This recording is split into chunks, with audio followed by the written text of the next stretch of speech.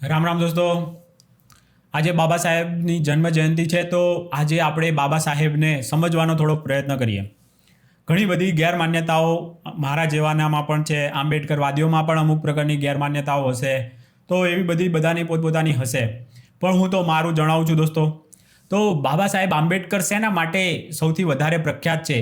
એક હું હિન્દુવાદી રાઇટ વિંગર, હું પણ રાઇટ વિંગવાળો છું, અને બાબા સાહેબ આંબેડકર પણ દક્ષિણપંથી વિચારધારાવાળા જ હતા. તો પછી મારા જેવા હિન્દુવાદીઓ એમના પ્રત્યે ઝેર શું કામ ઓંકતા હોય છે, એ પણ એક સમજવાનો આજે પ્રયત્ન કરીએ ખુલ્લા દિલથી. તો એનું કારણ કે એમણે છે ને જે પ્રતિજ્ઞાઓ લેવડાવી અને બધાને બુદ્ધ ધર્મમાં સ્વીકારતા કરાવડાવે છે ને, એના કારણે આપણાથી ઘણા બધા લોકો એમનાથી નારાજ છે, એમ કહી શકીએ આપણે. તો આજે થોડોક વિચારવાનો પ્રયત્ન કરું. મેં આજે થોડુંક આત્મમંથન કર્યું કે કોઈ માણસને આટલી બધી એક્સ્ટ્રીમ લેવલે જવાની જરૂર શું કામ પડી? આપણામાં પણ તો થોડીક ઘણી ભૂલ હશે જ ને. તો જ આવું આપણા જ ભાઈઓ આપણાથી દૂર થાય અને હું આમને નહીં માનું, બ્રહ્મા વિષ્ણુ મહેશને નહીં માનું, આવી પ્રતિજ્ઞાઓ લેવી પડે. કંઈક તો ભૂલ હશે ને આપણામાં. તો દોસ્તો વિચાર કર્યો તો સૌથી મોટા પાખંડીઓના કારણે જ આ બધો ડખો થયેલો હતો. અને તમે જુઓ છો દોસ્તો, શાસ્ત્રોના ખોટા અર્થો કરી અને સમાજમાં એટલી દુરાચાર ને એવું બધું ફેલાયેલું હતું એ લોકોએ, જેનાથી આ આંબેડકર સાહેબ જેવા આપણા અનેક ભાઈઓ અસ્પૃશ્યતા, મંદિરમાં નહીં આવવું, કૂવામાં પાણી નહીં ભરવા દેવાના, આવી અનેક સમસ્યાઓનો એ લોકો સામનો કરતા હતા. આપણે આઝાદી આ બધી સમસ્યાઓથી મેળવવાની હતી. સાચા અર્થો કરી અને આપણે આપણા ભાઈઓ માટે આપણા મંદિરો ખોલવાના હતા, આપણા કૂવા, આપણે બધા હળીમળીને રહેવાનું હતું. બાકી તો બધા દેશોમાં આઝાદી મળવા માટે એ લોકોએ કોઈ કોશિશ નથી કરી. અંગ્રેજો જેવી રીતે બીજા દેશોને આઝાદ કરીને જતા રહ્યા, એવી જ રીતે ભારતમાંથી જતા રહ્યા. પણ અહીંયા તો ઘણા બધા લોકો ક્રેડિટ લે છે કે આઝાદી અપાવી, ફલાણાએ અપાવી.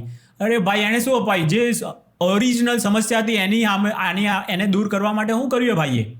એ કોઈ તમને નહીં જણાવે. એટલા માટે તો આંબેડકર સાહેબને આ બધા પગલાં ભરવા પડ્યા અને પ્રતિજ્ઞાઓ લઈ અને બુદ્ધ ધર્મને પુનર્જાગૃત કરવો પડ્યો ભારત દેશમાં.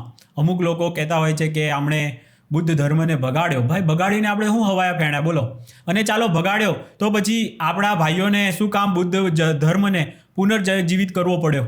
આ પણ તો એક સમસ્યા છે કે સવાલ છે? સમસ્યા નથી, આ એક સવાલ છે ને દોસ્તો. કે તો પછી આપણા જ ભાઈઓ એવા આંબેડકર સાહેબને શું કામ આ કરવું પડ્યું? એમણે લખ્યું છે કે મેં હિન્દુ ધર્મમાંથી બુદ્ધ ધર્મમાં જાઉં છું, એક રૂમમાંથી બીજા રૂમમાં જાઉં છું, બસ આટલો જ ફરક છે, વધારે ફરક નથી. ઘર એક છે, સનાતન ધર્મ આપણો એ એક છે. એમાંથી એક સંપ્રદાયમાંથી બીજા સંપ્રદાયમાં જાઉં છું એવો અર્થ થઈ શકે. પણ આપણે એવું મોટું મન નથી રાખતા અને પછી એમના પ્રત્યે ખોટું ઝેર રાખીએ છીએ. હકીકતમાં એ સમસ્યાઓ આપણી આજુબાજુ હોય તો એ સમસ્યાઓને દૂર રાખો આપણાથી, અને કરવા માટે આપણાથી મહેનત થાય એટલી કરો તમે, કે કોઈની પણ સાથે આપણે અસ્પૃશ્યતા કે એવા ખોટા રાખીએ નહીં, એમને ખોટું એવા શબ્દોથી અપમાનિત ના કરીએ. આ બધું જરૂરી પણ છે. ઘણીવાર આપણે લડાઈમાં, હું ખુદ જ આ વસ્તુ હું તમને ઉપદેશ આપતો નથી, પણ મારે ખુદને પણ કાબુ ના રહી જાય તો આપણે બીજાને નીચા પાડવા માટે, આમ અપમાનિત કરવા માટે એવી શબ્દ પ્રયોગો કરતા હોઈએ કે આપણને ખબર છે કે આ વસ્તુથી આને દુઃખ લાગશે, તો એવું આપણે કરતા હોઈએ છીએ. આવું ના કરવું જોઈએ. પણ હું તમને કહું છું એટલે પહેલાં તો મારે જ સુધારો લાવવો પડશે. જો કે મેં ક્યારેય એવી રીતના શબ્દો કોઈ પણ જે જાતિસૂચક હોય એવું મેં કોઈને એવા ઇન્ટેન્શનથી કીધા નથી. હા, જ્યારે મને કોઈ કહે ને તો હું મૂકતો નથી, પછી હું એને નહીં મૂકતો. આ વસ્તુ છે, લડી લેવાનું હોય. આપણી પ્રોબ્લેમ છે તો આપણે જ લડવાનું છે. આવા ઘણા બધા પ્રોબ્લેમ્સ તો આવતા રહે છે, પણ એનાથી આપણે ભાગવા કરતાં એની સામે લડવું જોઈતું હતું. પણ આંબેડકર સાહેબને જે રસ્તો સારો લાગ્યો એમણે અપનાવ્યો. પણ બીજી વસ્તુ પણ વિચાર કરું કે ગુજરાતમાં હોત આંબેડકર સાહેબ તો શું આવું એક્સ્ટ્રીમ લેવલનું કામ કરત? તો ગુજરાતમાં એમણે જોયા હોત કે ભગવાન સ્વામિનારાયણ વગેરે પણ એવા બ્રાહ્મણ પણ થઈ ગયા જેમણે આ વસ્તુને ચિહ્નિત કરીને એની ઉપર જબરજસ્ત કામ કર્યું. અને ભગવાન સ્વામિનારાયણે બધા જ જાતિના લોકોને એક થઈને એમની મંદિરોમાં આવવા માટેની એવું કોઈ બંધી એમણે નથી રાખી. અને એમના ટાઈમમાં એમણે જબરજસ્ત કાર્ય કર્યું હતું.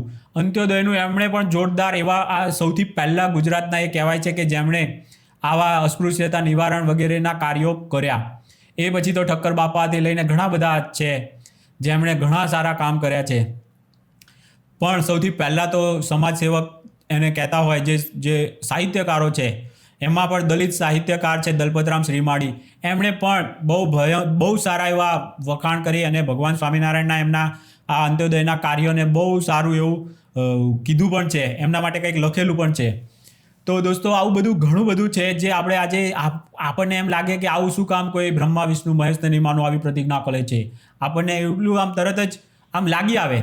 પણ એની પાછળનો એમનો જે સંઘર્ષ તમે જુઓ, શા માટે આવું કરવું પડ્યું, એ જ્યારે વિચાર કરશો ને ત્યારે તમને થશે કે આમણે તો બહુ સસ્તામાં આપણને છોડ્યા છે, સનાતન ધર્મને બહુ સસ્તામાં છોડી દીધો. બાકી તો ઘણું બધું કરી શકત ને, પણ એમણે ખાલી બસ પોતાના પૂરતું કહે કે હું નહીં માનું તમને લોકોને, તમે અત્યાર સુધી અમને મંદિરમાં નથી આવવા દીધા તો હું તમને લોકોને પણ શું કામ માનું. બસ આટલું જ એમણે કર્યું છે. કોઈ હિંસાત્મક પગલાં નથી લીધા, કાંઈ જ નથી લીધું. અને એક બૌદ્ધ માર્ગે પછી એ લોકો આગળ વધી રહ્યા છે. તો આપણે આજનો દિવસ છે ને એ સનાતન ધર્મને ચિંતન કરવા માટેનો દિવસ છે. આવી ભૂલો ફરીથી ક્યારેય ના થાય એ માટે ચિંતન કરવાની ભયંકર ખરામાં ખરી જરૂર છે દોસ્તો. આ તમને જો મને એકલાને જ લાગે છે એવું નહીં હોય, ઘણા બધાને આ વસ્તુ લાગતી પણ હશે. હજુ પણ આપણે જ આપણા સંપ્રદાયોને અલગ કરવા માટે અમુક એ જ ઝેરી માનસિકતા જે હજારો વર્ષ પહેલાં હતી, જેણે અસ્પૃશ્યતાથી લઈને ઘણા બધી સમસ્યા આપી, એ પાપ ધોવા માટે તો આપણે આરક્ષણ જેવી સિસ્ટમ આપી છે દોસ્તો. કદાચ આપણા એ પાપ ધોવાઈ જાય તો એ લોકો જે શાસ્ત્રોના ભયંકર ખોટા અર્થો કરી અને જે સનાતન ધર્મને હાનિ પહોંચાડી છે ને, એ લોકોને હવે આના માટે તો આપણે શું કરવી, એને તો આપણે સજા નથી આપતા પણ હજુ પણ એને આપણે માથે બેહાડીને ફરીએ છીએ. એ જ સૌથી મોટી આપણી ભૂલ છે. એ લોકોથી હવે થોડુંક દૂર થવાની જરૂર છે. દરેક સમાજના પોતાના એવા માણસો હોવા જોઈએ જે શાસ્ત્રોના ખરા અર્થો કરી અને સમાજને આગળ લઈ જાય. બાકી તો આ કોઈ એક સમાજની પાછળ જેમ ઘેટાની જેમ ચાલ્યા કરશું તો આવા આપણા ઘણા ભાઈઓને આપણે પાછળ છોડી દઈશું અને આખા દેશને એમાં તકલીફ છે. આજે તમે વિચાર કરો, આપણા જ ભાઈઓ અત્યારે આપણાથી દૂર રહે છે, એમને હિન્દુવાદી માનસિકતા, હિન્દુવાદી સરકાર ગમતી નથી. તો શું કારણ છે? કારણ કે એમણે એવા કષ્ટો વેઠ્યા છે. જ્યારે બાબા સાહેબ આંબેડકરની વાત કરીએ ને તો દોસ્તો હિન્દુવાદીમાં સૌથી મોટો ચહેરો એટલે કોણ? સાવરકર. તો એ સાવરકર માટે બાબા સાહેબ આંબેડકરે એક પણ ખરાબ શબ્દ નથી કીધો, એક પણ નહીં. જ્યારે ગાંધી માટે બાબા સાહેબે શું કીધું છે? મહાત્મા હું એને માનતા નથી ને જેવું ઘણું બધું કહી દીધું છે. કારણ શું હશે? કારણ કે એ બધું નોટંકી હતું, એનું એ જાણતા હતા. એ જે એમને કદાચ દલિત સમાજના ઉદ્ધાર માટે પણ કાર્યો કર્યા હતા, એ બધી નાટક હતા, એમને કરવા પડતા હતા એટલે કર્યા હતા. એમણે દિલથી નહોતું કર્યું. જ્યારે સાવરકરજીએ તો દરેક માટે મંદિર એવું કંઈક બનાવેલું હતું અને દરેક માટે ખુલ્લું મૂક્યું હતું. એમનો પણ ભયંકર પોગા પંડિતોએ વિરોધ પણ કર્યો હતો. તો પણ બાબા સાહેબે એ સાવરકર અને એ બધા એક જ વિચારધારાના હતા, દક્ષિણપંથી વિચારધારાના. આપણે બધા એક જ વિચારધારાના છે. આ વસ્તુ દિલીપ મંડલ કરીને છે એક ભાઈ, આપણે બહુ મોટા આંબેડકરવાદી, એ એમને સમજાય તો અત્યારે એ હવે હિન્દુવાદી થઈ ગયા છે. તો આપણે પણ થોડાક આંબેડકરવાદી થઈ શકીએ. એ હિન્દુવાદી થતા હોય તો આપણને શું વાંધો છે? થોડાક આંબેડકરવાદી થઈ જઈએ અને આ દેશ માટે આપણે જે કરવું પડે ને એ સારામાં સારું કરીએ. તો આજનો મારો વિડીયો છે દોસ્તો, બાબા સાહેબ આંબેડકરની જયંતિ નિમિત્તે એમની શુભકામનાઓ આપીએ કે શું કહેવાતું હોય. મેં ક્યારેય કોઈને બર્થડે વિશ કરી નથી દોસ્તો, એટલે મને ખબર વધારે નથી. પણ આજે મને લાગ્યું કે એમના વિચારોને આપણે થોડાક સમજવાનો પ્રયત્ન કરીએ.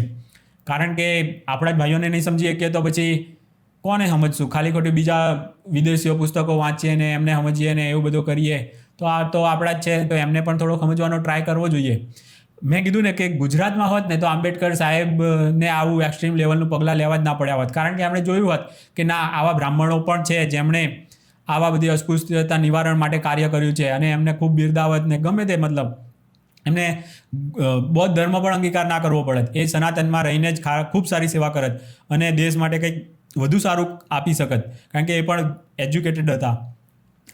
એટલે દોસ્તો ઘણું બધું છે આના ઉપર આત્મમંથન કરવાનું, પણ આ બહુ હવે પછી વિડીયો લાંબો થઈ જશે એટલે હવે અહીંયા જ સ્ટોપ કરું છું. ચાલો દોસ્તો, મળીએ બીજા કોઈ વિડીયોમાં. ત્યાં સુધી રામ રામ.